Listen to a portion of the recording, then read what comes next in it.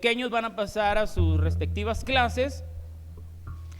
Y hermano, el día de hoy vamos a iniciar. El domingo pasado terminamos con un material que se estuvo compartiendo durante varios meses y hablaba acerca de la doctrina, ¿verdad? Y de los puntos doctrinales que han surgido en este tiempo, ideológicos, etcétera, y que han atacado mucho el pensamiento de las personas. Hoy vamos a iniciar un estudio expositivo del libro de Job. A lo mejor usted ya ha leído el libro de Job, pero hoy vamos a hacerlo desde un punto de vista expositivo. Amén. Vamos a tratar de ir a la gramática, a la historia, a la cultura, ¿verdad? Y tratar de extraer la riqueza más grande que podamos, ¿verdad? Conforme a nuestra capacidad, y poder estudiar un poquito este libro que es fascinante y maravilloso y que ha motivado a muchas personas a seguir adelante en su vida cristiana.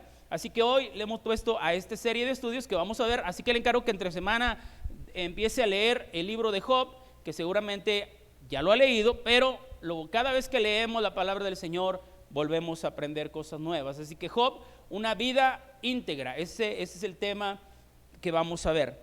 Iniciamos con una pregunta que yo quisiera que usted, si puede, me conteste. ¿Por qué sufren los justos? ¿Por qué cree usted que una persona justa, como lo era Job, y como hay muchos cristianos que están esforzándose por agradar a Dios, de pronto se ven en momentos de sufrimiento? ¿Por qué cree usted que sufren los justos? Porque este libro, hermano, nos habla mucho de los pensamientos que podemos tener o de las reacciones que podemos tener ante el sufrimiento, o ante las aflicciones o las dificultades. Los amigos de Job lo veían y decían: estás en pecado. Job empieza a preguntarle a Dios y no obtiene algunas respuestas al final, pero no obtiene todas las respuestas, y en el no obtener las respuestas llega una desesperación y una molestia por no tener la respuesta a la pregunta que él tiene para Dios: ¿por qué Dios me metió en esta situación? Así que de pronto surge esta pregunta: ¿por qué usted cree que sufrimos los justos? Al hablar de justos estamos hablando de alguien que ama a Dios, no es perfecto, pero se esfuerza por agradar a Dios y Dios lo ha justificado. Por eso nosotros decimos somos justos no por nuestras acciones, sino por la acción de Cristo en nosotros. ¿Por qué cree usted que sufren las personas justas? ¿Habrá alguien que me quiera decir rápidamente y breve?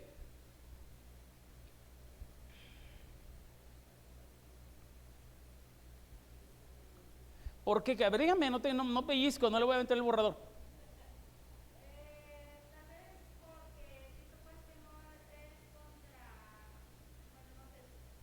No, está bien, dígalo.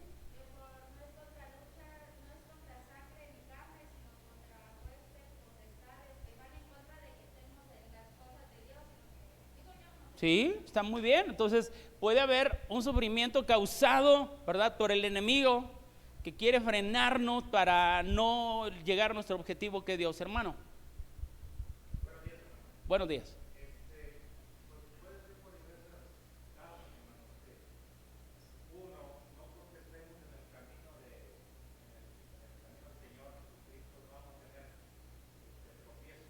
Ajá.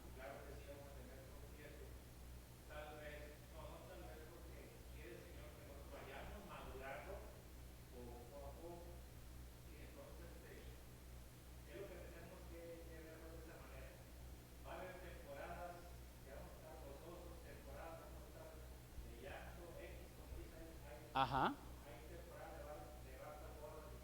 Uh-huh.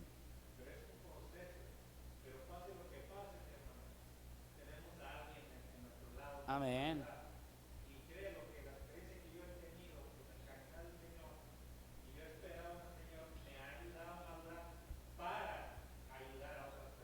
Perfecto, muy bien.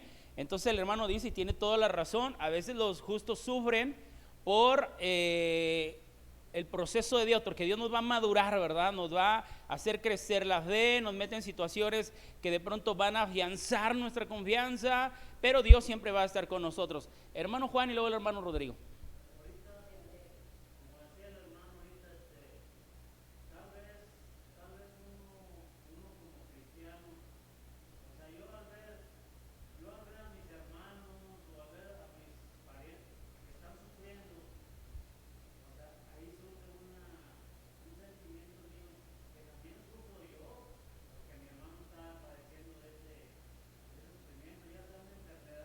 Ajá.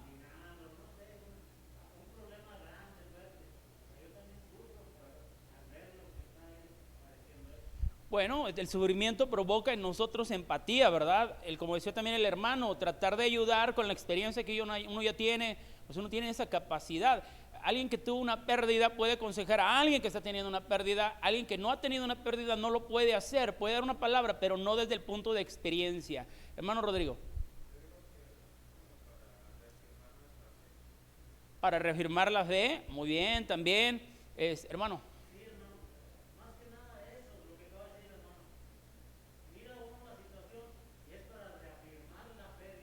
Exactamente.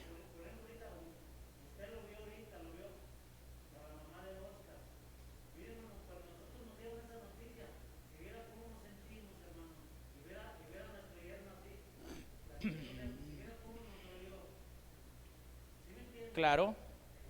Y esa acción lo que hace es afirmar nuestra fe, ¿verdad? Mire, eso es lo que debería de pasar y lo deberíamos de entender. Pero no me va a negar que muchas veces cuando estamos pasando por aflicción, lo primero que viene a nuestra mente es la duda, ¿por qué? La pregunta, ¿por qué yo? ¿Por qué a mí me tocó? ¿Por qué si te estoy sirviendo? ¿Por qué si estoy orando? Entonces empieza a surgir esta duda, ¿verdad? Y esta lucha que vamos a ver en el libro de Job, porque Job pasó situaciones complicadas. Sí renegó en algún momento, no renegó de Dios, pero sí se queja, sí se molesta. Y el sufrimiento de los justos puede ser variado, puede ser también por malas decisiones propias que uno tiene, ¿verdad? Y eso trae una consecuencia, pero también todo lo que ustedes comentaron. Podemos seguir confiando en Dios cuando entendemos lo que sucede. ¿Amén?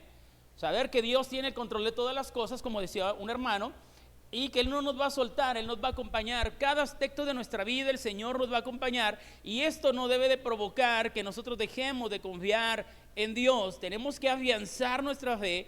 Yo siempre he dicho que en los momentos difíciles es cuando nosotros tenemos que demostrar la fe. La fe que más se valora es la que se demuestra, no la que se dice. Porque alguien puede hablar de fe y decir yo tengo fe, pero yo te quiero ver en el momento duro esa fe, porque ahí esa fe es valorada. Y a veces no necesitas ni decirlo, con que la gente te vea. O sea, el hermano, la hermana está pasando por una situación bien complicada, pero ella está buscando a Dios y ella está sirviendo a Dios y está trabajando y no deja y está apoyando y está sirviendo y está orando, y la vemos en el culto y la vemos en la oración, y luego te enteras de que tiene un problemón y tú dices wow. O sea, eso, hermano, es fe, una fe demostrada, no una fe de hablar, oh, yo creo en Dios, yo creo bastante, yo le creo a mi Dios, sí, pero en el momento, ahí es donde la fe tiene que surgir de una manera tangible.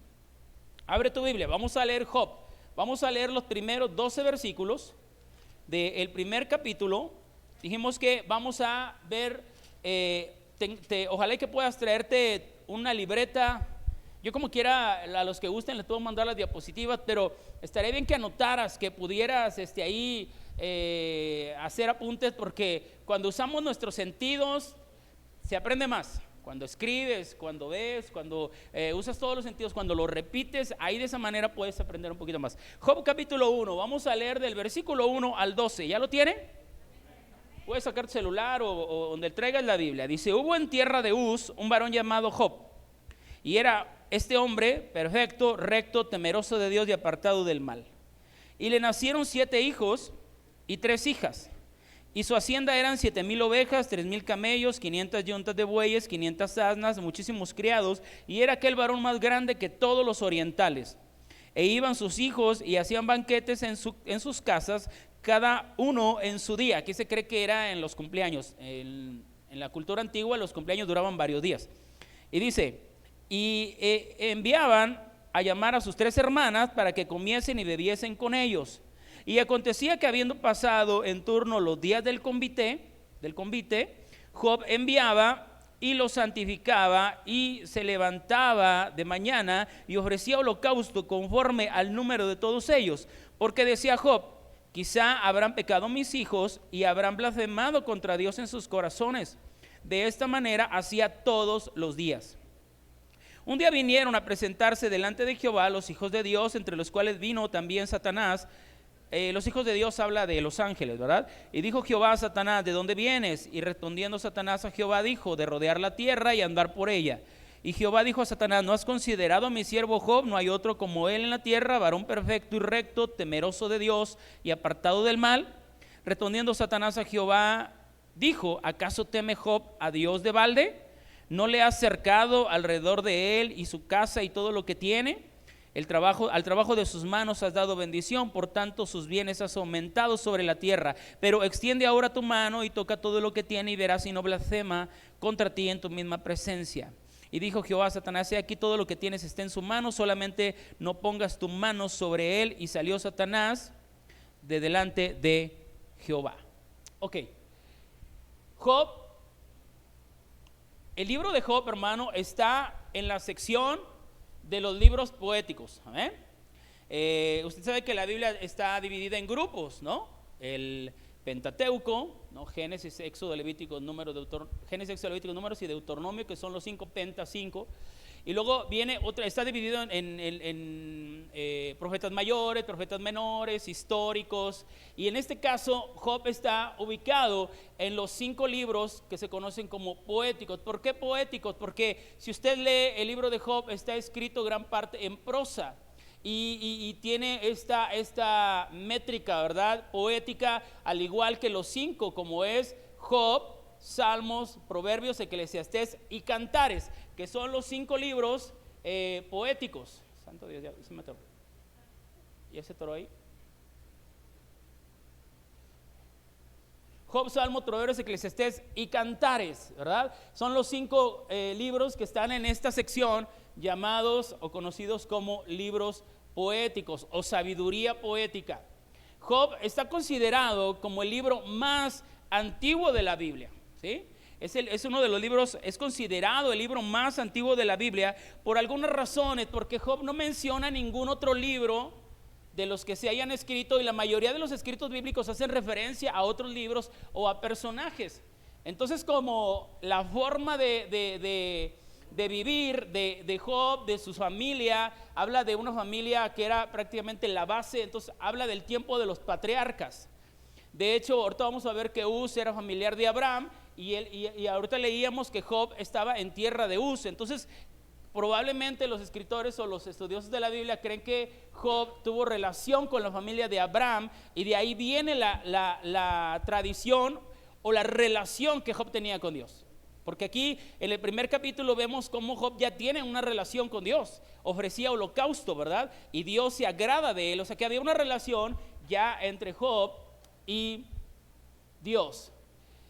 El tipo de escritura o el idioma en el cual está escrito el libro de Job en el escrito original es un hebreo arcaico. Estamos hablando de un hebreo no moderno, sino por eso le considera el más antiguo de la Biblia. No se menciona ningún otro escritor. Y los nombres que utiliza son nombres comunes utilizados en los tiempos de los patriarcas. Por ejemplo, de pronto aquí en México sale un montón de Marías. ¿Y por qué salió María? Porque había una novela que pegó mucho y se llamaba María, ¿no? O Alondra, un chorro de Alondras. Alondra, ¿de dónde salió Alondra? Pues es que es la novela de moda. Entonces dices, es que esa novela salió, entonces la ubican, ¿verdad? Dependiendo del momento. Así que al hablar de los nombres que utiliza en Job, son nombres comunes, pero en el tiempo antiguo de los patriarcas. La raíz etimológica de Job, hermano, viene del hebreo Job, y significa el perseguido o aquel que soporta penalidades. Usted recordará que el nombre hebreo tenía mucho que ver con la vida de la persona. Por ejemplo, Jabes. ¿Alguien ha leído de Jabes? Dice que Jabes, su mamá, ¿por qué le puso Jabes? Porque lo parió con dolor. ¿Y qué significa Jabes? Dolor. Isaac, ¿qué significa? Risa. ¿Y por qué se le puso risa? Porque hizo reír a Sara cuando le dijo, vas a tener un hijo, y ella se rió, dijo, seguramente ya estoy bien viejita. Entonces dijo, le vamos a poner risa porque te reíste. Entonces para nosotros era Job, pero imagínate hablándole al niño, risa, ven. Le recordaba lo que había pasado, ¿verdad? Por ejemplo, Jacob es el usurpador, ¿verdad? El mentiroso, el traidor. ¿Y cómo era él? Tal cual. Entonces el nombre tenía mucho que ver. Y de ahí surge la idea en México, ¿verdad? Yo le voy a poner a mi hijo Alejandro para que sea el conquistador. Y no terminó la primaria. Bueno, ¿no? Entonces saca 5, nada se cree. Entonces, pero bueno, es una cultura, era una cultura. No todos los nombres, si le ponían conquistador iba a ser un conquistador. Pero los judíos tenían esta tradición de ponerle un nombre con el deseo de, ¿verdad? Por ejemplo, Saúl significa apartado para Dios. Gloria al Señor. O sea, los papás buscan nombres. Yo digo, no conozco a ningún papá que le ponga a su hijo Judas. ¿Por qué no le ponemos Judas a nuestros hijos? Les decimos Judas, pero no aparece en el acta Judas. ¿Por qué? Y hermano, ahí se la debo. No me lo sé, se lo voy a traer la próxima, de verdad. De hecho, hay hasta libros, hermano, del significado de los nombres, porque los papás cuando tienen a sus bebés, a ver, ¿cuál le pongo, Juan? ¿Qué significa? Esto, bueno, sí. Y en base a la descripción del nombre, pero Judas no le ponemos porque Judas tiene una mala fama. Traidor, ¿verdad? O sea, no nos gusta, porque no vaya a ser que mi hijo sea un traidor. Pero bueno, es una cultura hebrea. ¿Cuál es tu reacción al experimentar lo duro de la vida? No me conteste, piense cuál realmente, porque aquí podemos decir, no, en el momento duro yo voy a confiar en Dios. Cuando me diagnostiquen una enfermedad, ahí yo voy a estar en Dios. Pero cuando nos pasa, ¿cuál es mi reacción real? Me enojo, me agüito, me entristezco, me da coraje, dejo de orar, dejo de ir a la iglesia, me enojo con la gente, ando de malas, me peleo con todos, el que ya no busco quién me la deba, sino quién me la paga. Esas reacciones nos pasan y nos pasan muy, muy seguido. Esa es la realidad. Así que el libro de Job nos quiere enseñar cómo debemos de accionar, hermano. ¿Será fácil para un enojón dejar de ser enojón? No. ¿Se puede? Sí. Porque hay muchos ejemplos bíblicos. Yo siempre he estado en contra de la gente que dice, no, yo ya viejo ya no aprendo nada, o yo chango viejo no aprende maroma nueva. Eso es una mentira, eso es limitar a Dios. Si yo me acuerdo, hermano, en la iglesia donde yo pastoreaba, había una hermana, pero sí, una vez les conté que era terrible, hermano. Esa hermana se peleaba con cuando yo llegué a la iglesia, pues había un grupo de personas y había 2 hileras de bancas. Bueno, no eran bancas, eran de esas sillas de los camiones, de las de colores. Había rojas, naranjas, amarillas. Y entonces la hermana se paraba y le decía, es que tú me debes, acuérdate. Y no me ha pagado, quiero que sepan que es una deudora y fue a mi tienda y bla, bla. Y se peleaban, hermano, de silla, de banca a banca. Era bien tremenda. Tenía su nombre y tenía un apodo. Las hermanas le habían puesto un apodo, así de un animal ponzoñoso, no lo voy a decir. Pero decían, la hermana fulanita no más la palabra, el animal, o sea, un animal ponzoñoso. Y así la tenían. Y yo, ¿pero por qué le dicen así? No, es que ya la va a conocer. No, sí la conocí. Pero bueno, Dios me dio gracia para ahí marearla. Y entonces, hermano, un día, ella era mayor, un domingo, estábamos orando en el culto y ella tenía una muela picada. Bueno, tenía varias muelas picadas. Y oramos y dijimos, vamos a orar para que Dios haga un milagro. Los que tienen alguna enfermedad, si tú tienes enfermedad en algo, pon tu mano en donde tienes el problema. Y ella puso su mano en la boca. Y de repente terminamos de orar y nosotros vemos que se va corriendo al baño en la parte de atrás y regresa llorando. Y dice, hermano, yo quiero decir algo. Acabo de ir a checarme, yo tenía estas muelas picadas y ahorita ya no las tengo picadas y las tengo empastadas de un material brillante, como plata. Y ahí enseñándonos la boca a todos, hermano. Ella empezó a llorar, pasó al micrófono, dijo, quiero pedirles perdón a todos. Y quiero decirles que yo era terrible, chismosa, problemática y mal hablada. Dijo, pero a partir de hoy yo voy a ser diferente. Y Dios la cambió, hermano. O sea que Dios puede hacer un cambio en tu vida. No es fácil, pero si buscas a Dios, solo no vas a poder. No es de que, no, ahora sí ya, mi amor, ya, ahora sí, a partir de hoy, ya te prometo. Eso no pasa. Necesitas a Dios. Necesitas a Dios en tu vida para que sea Dios el que empiece a trabajar en tu interior y te dé la fuerza para poder. No es que le dejes todo a Dios, no, Dios va a trabajar contigo, te va a tocar esforzarte, pero solo no lo vas a lograr. Juan, Dios perdona, ya se lo buscamos, hermano. Ese es el significado, Dios perdona. Entonces todos los nombres, sobre todo bíblicos, ¿verdad? Bíblicos tienen un significado especial. Por ejemplo, Alejandro significa el defensor de Dios y cosas así. Entonces, cada nombre tiene algo, ya se atoró otra vez.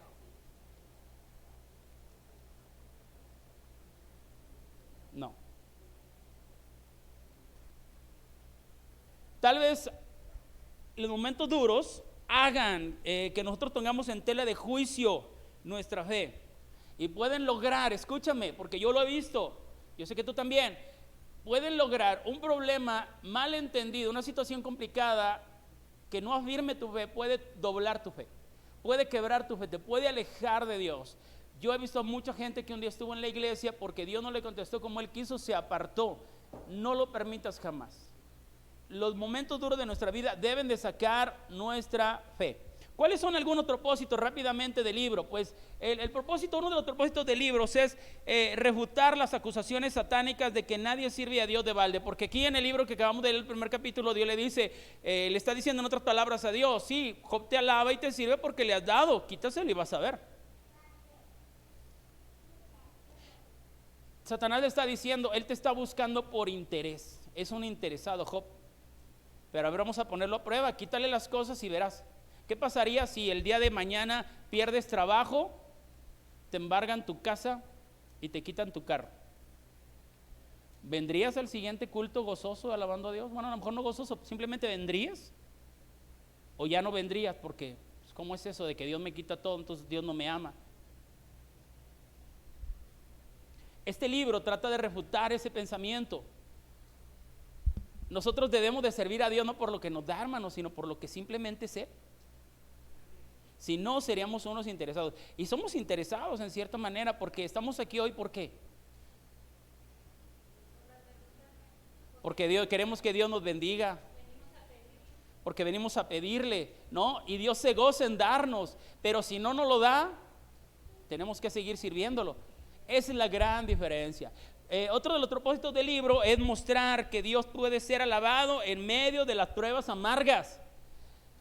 Este libro nos va a enseñar que sí se puede alabar al Señor en medio de la dificultad, en medio de la pérdida, en medio del dolor, se puede adorar al Señor. Job revela por lo menos 5 maneras de que Dios usa la adversidad. Este libro nos va a enseñar cómo Dios empieza a desarrollar la paciencia en nosotros. ¿Sabías que Dios usa el conflicto para darte paciencia? Así que si tú eres impaciente, Dios te va a poner con un jefe que provoque en ti la paciencia. Que te dé una buena zarandeada, que te trate mal, que te esfuerce, que te haga sufrir. Eres rebelde, Dios te va a poner una maestra que te haga llorar. Y tú vas a decir, ¡ay, odio a esa maestra! Porque me pide mucho trabajo y me reprueba y no me quiere y no. Pero cuando tú entiendes y te acoplas al trabajo de ella, la vas a querer. Al final así pasa. ¿Sí sabes que los maestros más odiados son los que al final los quieren más? Pero ya hasta el final. Sí, de hecho yo tenía una maestra, una amiga que era maestra, era buenísima maestra, pero era bien dura. O sea, sí te daba miedo.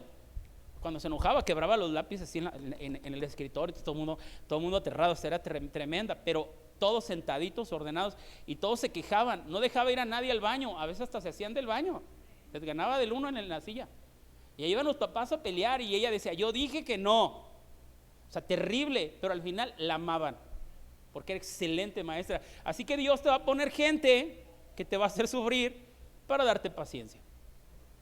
Otro de los propósitos es enseñar acerca de la soberanía divina, porque este libro nos va a decir Dios es Dios y Él hace lo que Él quiere. Hoy, hermano, queremos mover a Dios a nuestros intereses. Señor, si me amas, dame. Señor, si estás conmigo, que surja esto. Señor, a ver si es cierto y entonces dame. Pero, hermano, Dios es soberano. Él hace lo que quiere, cuando quiere, a la hora que quiere. ¿Por qué? Porque Él es Dios. Yo no puedo ajustar a Dios a mis planes. Yo me tengo que ajustar a los de Él, porque Él es Dios. Yo soy temporal, Él es eterno. Yo soy necio, Él es sabio. Yo soy nada, Él es todo. Entonces, Él es soberano, Él es Dios. Ya se volvió a atorar, hijo. Ok, vamos a ver algunas circunstancias. Bueno, mostrar que los pensamientos de Dios no son los nuestros, ilustrar algo de los sufrimientos de Jesucristo, porque Job es tipo de Cristo. Jesús, hermano, vino a sufrir injustamente, ¿verdad que sí? Él nunca pecó. Y Job le pasó lo mismo. Todos los sufrimientos de Job no fueron por pecado. Job era justo, él no había hecho nada, hasta se preocupaba por los pecados de sus hijos y le vino mal. Jesús vino a sufrir siendo un justo, por eso en ese sentido Job es tipo de Cristo. Vamos a ver algunas circunstancias.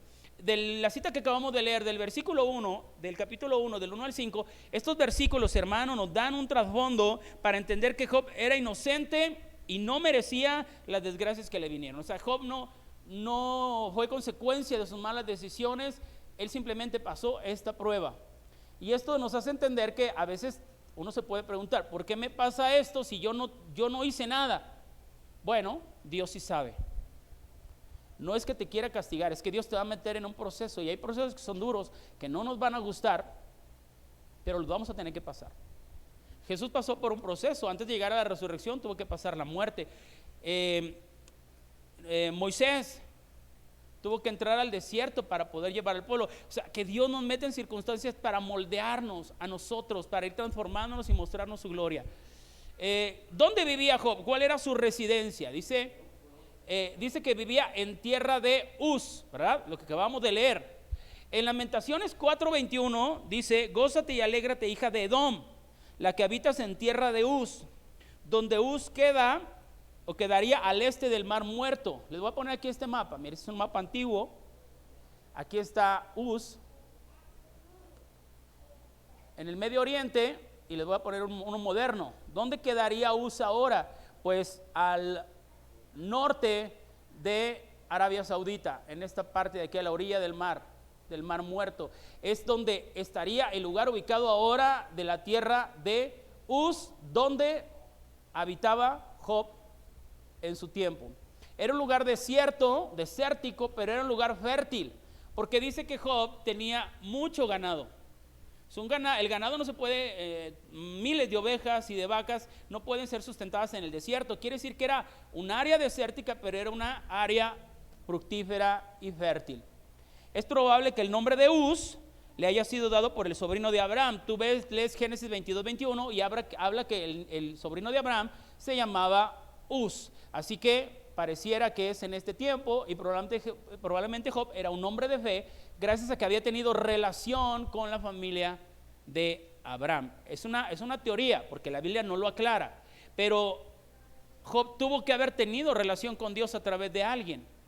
Y cuando tú tienes un familiar cristiano, ese familiar cristiano va a influir en la familia. Por ejemplo, tú le preguntas a alguien: oye, ¿tu familia es cristiana? Ah, mi tía. Sí, una tía. Y luego resulta que la tía invitó a la iglesia a la persona, y en algún momento sí fui porque mi tía me llevó en alguna ocasión a las escuelitas de verano. Entonces el tener familiares va influyendo y va compartiendo el evangelio a través de la palabra y a través de sus acciones. Ok, ¿cuál era el carácter de Job, hermanos? Vamos a ver algo rápidamente del carácter de Job. ¿Cómo era Job? Job era irreprochable. Tú lees ahí cuando Dios le dice a Satanás: has considerado a mi siervo Job. Dice que es hombre recto, temeroso de Dios y apartado del mal. Job era irreprochable. Quiere decir que las pruebas que habían venido a su vida no eran causa del pecado. ¿Puede haber problemas que vengan a nuestra vida a causa del pecado? Sí, pero no todos los conflictos son por pecado. Y ellos tenían la idea, los judíos tenían la idea de que cuando a alguien le iba mal era por causa de pecado. ¿Se acuerdan cuando en el tiempo de Jesús los discípulos le preguntan, cuando ven al enfermo, le dicen: Señor, ¿por qué está enfermo? ¿Por causa de su pecado o por causa del pecado de sus padres? Porque ellos tenían la idea de que el pecado provocaba, ¿verdad?, maldición y enfermedad. Y sí es verdad. Pero ¿qué le dice el Señor? No es ni por el pecado de él, ni por el pecado de sus padres. Él está enfermo para que la gloria de Dios sea revelada. O sea, yo lo voy a sanar y la gente verá el milagro. O sea que hay problemas que vienen a nuestra vida, no todo es pecado. El hermano Juan perdió el trabajo. Estar en pecado el hermano. A mí se me hace que hay que tener un pecadillo oculto ahí. No, hermano. No todos los problemas que vienen a nuestra vida son por pecado. Así que dice que era perfecto. La palabra perfecto viene del hebreo tam, que significa completo. Quiere decir que Job no era hipócrita, era íntegro. O sea, no había gato encerrado ahí en su vida. era el mismo delante de sus hijos que delante de sus amigos y donde nadie lo viera. Era íntegro, no era hipócrita. Cuando una persona es hipócrita, entonces delante de los papás se mantiene bien, pero cuando no están los papás es otro. Entonces quiere decir que es doble cara, ¿verdad? O el esposo es muy cariñoso en casa, pero fuera de casa tiene otra. No es íntegro, hay algo escondido ahí hasta que sale a la luz, lo descubren, que eso es lo terrible, que dice la Biblia que nada quedará oculto. Por eso tenemos que andar rectamente, no porque la gente nos vea, sino porque Dios te conoce. Y Dios, hermano, escúchame, si necesitas sacar a la luz el pecado para que tú cambies, lo va a sacar, aunque no te guste. O sea, Dios va a tener que detenerte y sacar a la luz el pecado para que tú reacciones y regreses, pero lo va a hacer. Pero Job no era así.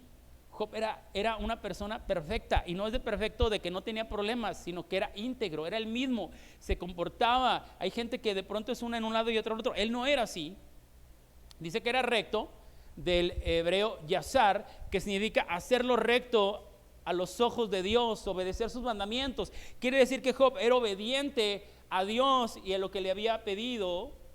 Era temeroso de Dios. La palabra temeroso, hermanos, es este tipo de temor, no es miedo, pero sí es como una especie de miedo, ¿verdad? Es como un respeto a Dios.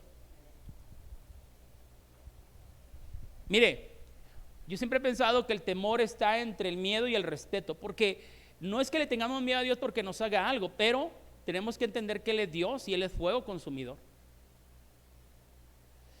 Él me ama, ¿verdad? Claro que me ama, pero yo tengo que respetar sus designios, tengo que tener temor de Dios, tengo que ser reverente. Y esto era Job. Así que Job era perfecto, recto, temeroso y apartado del mal. Usa el término sur en el hebreo, y se usa frecuentemente para el resultado del temor. ¿Cuál es el resultado de tener temor a Dios? Proverbio dice que el principio de la sabiduría es el temor a Jehová. ¿Cuál es el resultado de ser temerosos a Dios, hermano? Apartarnos del mal. O sea, nada sirve que diga, no, Diosito, yo lo respeto mucho a Diosito, pero anda haciendo cosas malas. Eso no es temor. No, Diosito, yo sí respeto a Dios y Dios es el jefe. Sí, pero andas mal. Andas haciendo cosas, andas ahí entrando chicascristianas.com a las 12 de la noche. No, pero Diosito, a mi Dios, yo lo respeto. No, el temor da como resultado el que te apartes del mal.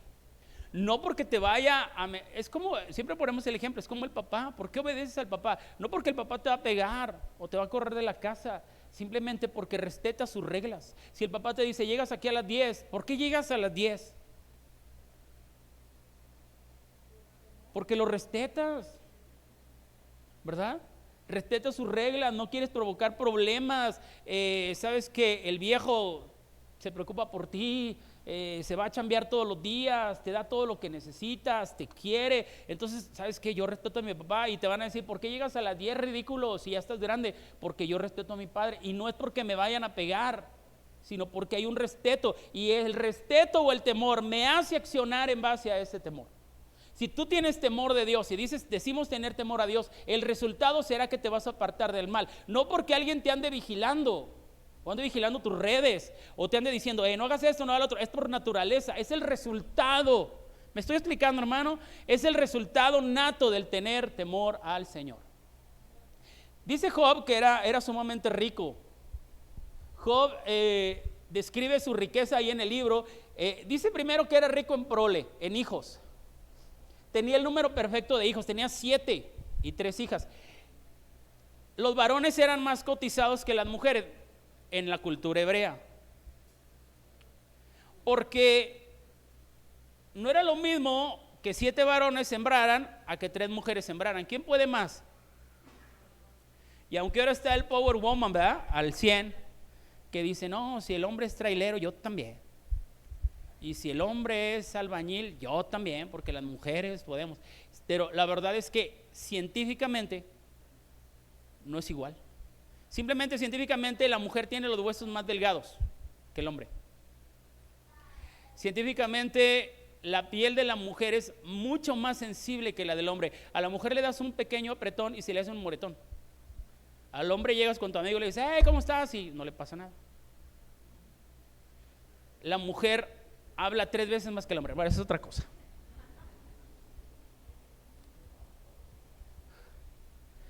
Era rico no solamente en hijos.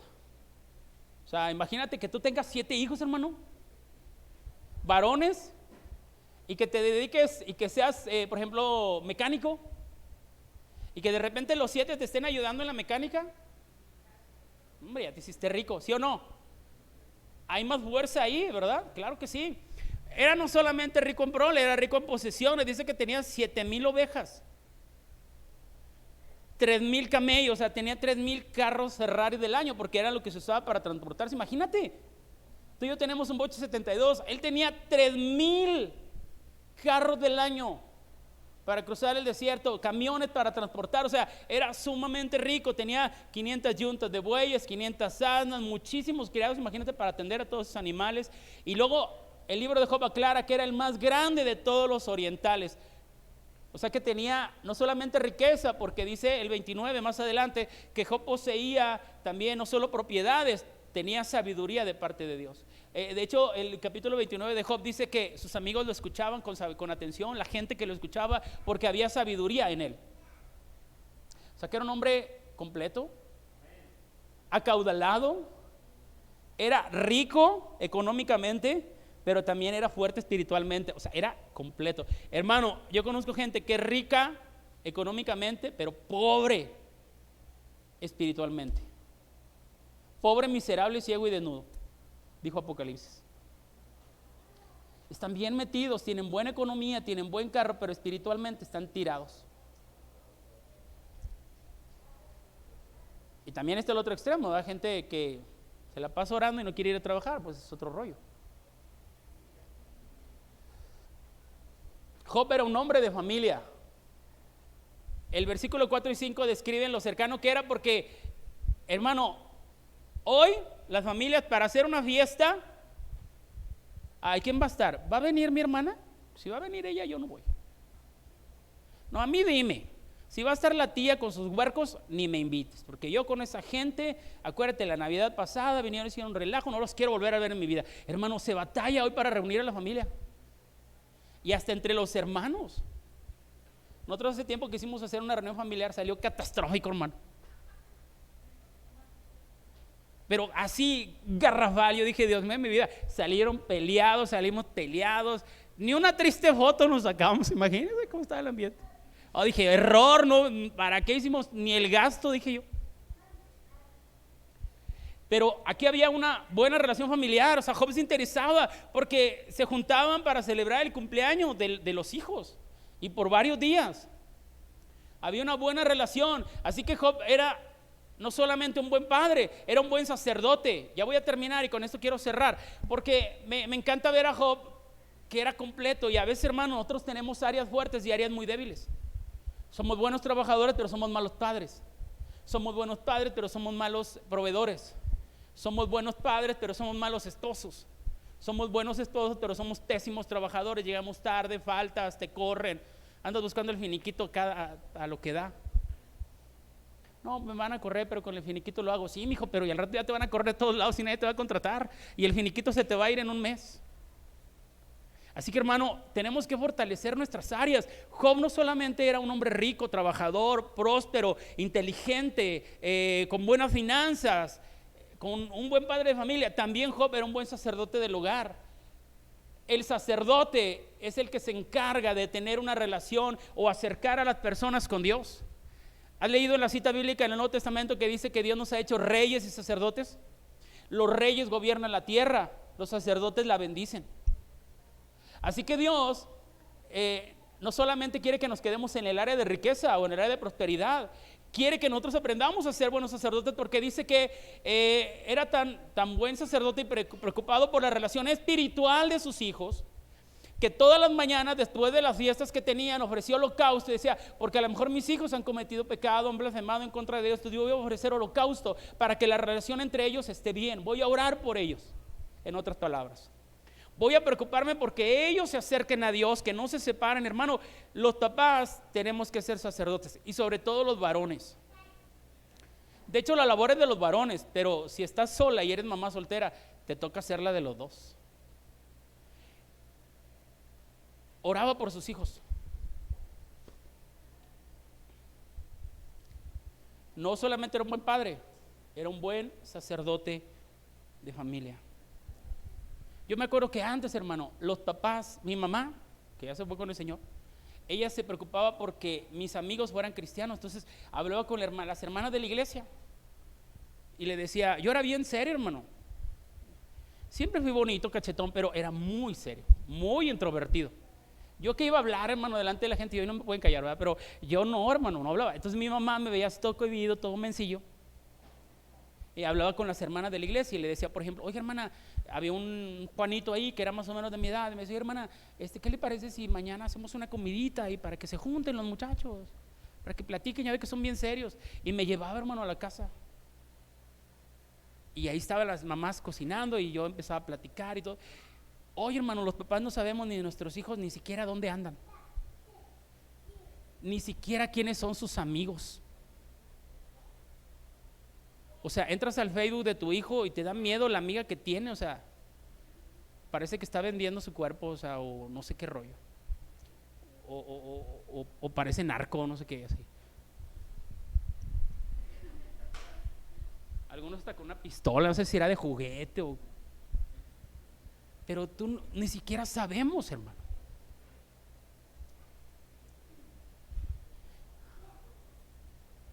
¿Cómo está tu sacerdocio en casa, varones?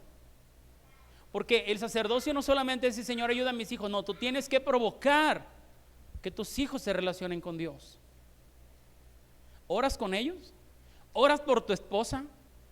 Pues todo, es que mi esposa es bien tremenda y no la aguanto. ¿Has orado con ella? En las noches has dicho, mi amor, vente, vamos a orar. ¿Has orado tú? ¿Has puesto tú tu mano sobre tu esposa y le has dicho, Señor, bendice a mi esposa, ayúdala, guárdala? Mira, Padre, cámbiala, por favor, ¿sabes? Controla su carácter, Señor, dame amor, dame paciencia. ¿Has orado, hermano? Porque eso es lo que debemos de hacer los papás. Pero en nuestra cultura, ¿quién viene haciendo eso, hermano? Y no está bien, diga conmigo, no está bien. Tú, vieja, tú ora. Yo, ya sabes que yo soy como dijo la hermana que yo soy como la fregada, pero tú ora. No, tú tienes que orar. Tu papá tienes que provocar que tu esposa, tus hijos vayan a la iglesia. Ahí anda la esposa carreándote, ya levántate, gordo. Mira, ya van a ser las 10 y no hemos arreglado y llegan tarde por tu culpa. Es al revés, tú tienes que andar jalando. A ti te toca batallar con que tu esposa te diga, dame 5 minutos. Es a ti el que debes de provocar que tus hijos busquen de Dios. Ahí vamos a dejarle. ¿Cómo está tu sacerdocio? Papás, mamá, ¿cómo está? ¿Te preocupas por tus hijos? ¿Has entrado de pronto a checar cómo está su relación? Te aseguro que te vas a llevar sorpresas, porque a veces los hijos son diferentes a como los vemos. A veces tus hijos están metidos en una tristeza profunda y no lo vas a descubrir sino entras a su mundo. Yo me acuerdo cuando era chico, bueno, a mí nunca me han gustado los videojuegos. Yo del Pac-Man para atrás, y es el Pac-Man, me mataban al minuto, o sea, no le sé, me desespera mucho. Pero cuando mi hijo estaba pequeño, hermano, él me decía, ven papá, siéntate a jugar. Y yo me emocionaba con él, yo ni le entendía, hermano. No, que dale para acá, y yo, órale. Y un ratito decía, oye, me quiero ir, no me gusta esto. Pero estaba ahí por él. Me emocionaba por él. ¿Has entrado al mundo de tus hijos? ¿Te has preocupado si tu hijo es salvo? ¿Le has dicho, oye hijo, tú ya aceptaste a Jesús? ¿Le has hablado de sexo a tus hijos? ¿Les has dicho, hijo, usted hasta que se case tiene que llegar virgen al matrimonio? Oye hijo, ¿amas a Dios realmente? ¿Tienes dudas de Dios? ¿Te gusta ir a la iglesia? Yo puse un mensaje en el grupo, has hablado del aborto, es el momento de hablar con el aborto con tus hijos, pero a veces no nos damos el tiempo, papás, necesitamos ser sacerdotes de nuestros hijos. Job no solamente era rico, no solamente era buen trabajador, no solamente tenía carros del año, no solamente tenía fiestas cada semana. Job llevaba a sus hijos a relacionarse con Dios, y eso lo hacía una persona completa delante de Dios. Tú y yo tenemos que esforzarnos por ser completos para nuestra familia. Póngase de pie, dejamos ahí el estudio, nos vemos la próxima semana para continuar. Lea Job, voy a enviar las diapositivas a los que me lo pidan para que lo tengan ahí, y igual tráigase su libreta el próximo domingo para que pueda usted anotar y aprender más de la palabra del Señor. ¿Está contento, hermano?